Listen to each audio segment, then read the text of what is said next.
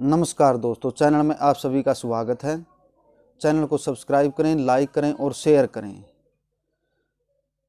हिचकी का घरेलू उपचार क्या है, आज मैं बताने वाला हूं। कुछ लोगों को हिचकी आना शुरू हो जाती है और लंबे समय तक ऐसे चलती रहती हैं, तो उसको कैसे ठीक करेंगे एक सरल विधि और आसान से तरीके के द्वारा।